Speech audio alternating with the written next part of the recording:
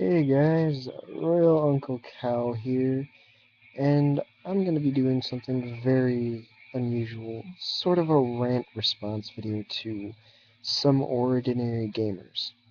Now, this is not a rant targeting him overall, but his Haunted Games segments. Furthermore, before I go on my miniature rant here, please do not get the wrong idea. I respect Some Ordinary Gamers as a YouTuber and as a Haunted Games, or more specifically, a creepypasta reviewer. First off, I don't like the way that he goes about things in his Haunted Games segments. Now, I'm going to present to you in this miniature rant two examples of things I don't like about his Haunted Games series. First, he expects that people who tell these stories should capture video and/or photographic proof. Now, I can inform you that from being a bit of a spiritualist and a ghost hunter of sorts myself, when you're in an unexpected supernatural encounter, especially a frightening and or threatening one at that, the last thing running through your mind is to get a video recorder or a camera.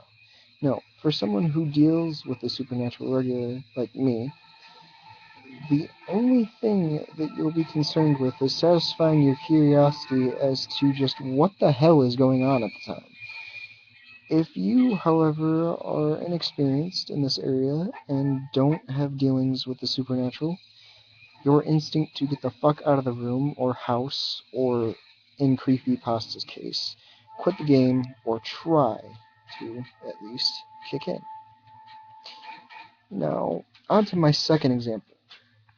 In the end of the 3 or 4 haunted video game videos I've seen of his, Some Ordinary Gamers, though acknowledging that there's possibility to that these stories could be true, he always gives an explanation as to why the story is probably made up. Now, don't mistake me saying that that's a bad thing, but,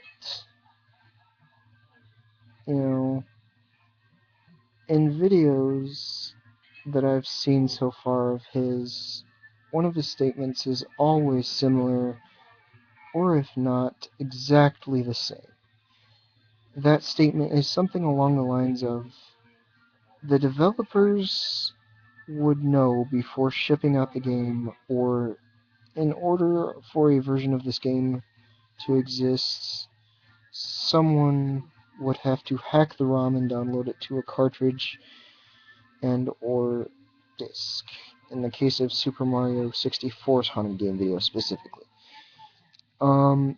Now, these statements bother me not only because they're blatantly obvious, but because they're a complete inside of the box, if you will, statement. He never once acknowledges the fact that the entity the player is dealing with in these stories is a spirit which exists in a completely different realm inside of our own. Spirits can indeed cause horrific visions through the form of illusion or a dream, especially demonic spirits. Spirits can also possess human beings, though most of the times it's only demonic spirits that use this ability. Last but not least, spirits are very infamous for messing with electricity, turning on lights, turning them off, making clocks blink, turning on televisions, etc., etc. Now, if they're capable of all this, then let me point out that they're probably capable of possessing an electronic device of sorts like a game console or a computer. If they can do all this, who's to say it isn't within the realm of possibility that a spirit couldn't possess a game cartridge or a disc, and from there alter its data to create some sort of horrific scenes in the game by mixing the horrific visions they can create with the data and programming of the game? It's really not. But with that being said, I will clarify that I'm not trying to prove these game hauntings are real. In fact, I too believe that most of them are fake. The whole purpose of me making this video in the first place was to point out that the possibility of the game haunting being real is greater than some ordinary gamers seems to think. Thank you for your time. Goodbye.